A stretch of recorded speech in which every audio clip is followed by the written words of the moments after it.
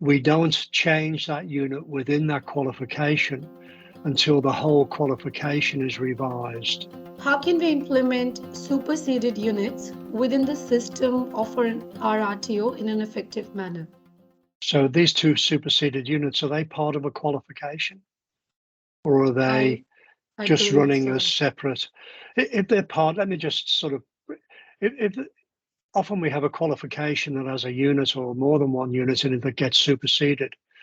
What the direction for that is, and it's clear in the standards, is that we don't change that unit within that qualification until the whole qualification is revised.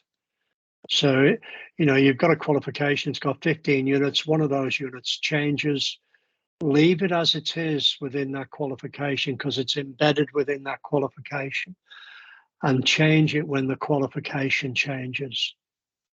So that's ASQA's message within our standards about that as well. Yeah, I think that's a good point John has mentioned, and I see a lot of people, a lot of clients that in the past that came in, oh, this unit is superseded, but it's elective unit. Can I use the new one, or should I use new one? But as John suggested, that we need to keep as it is part of the qualification, and even though it's superseded, we just need to keep it. And Miranda, I think the question was from you. I just sort of pop up on my screen saying first aid is an exception. So if it is an exception, you would need to make sure that it's quite clear why it's an exception, and the fact that the industry and we know it's a very strong regulation and industry first aid require that to happen, and we all would know the risks associated with maybe not changing it.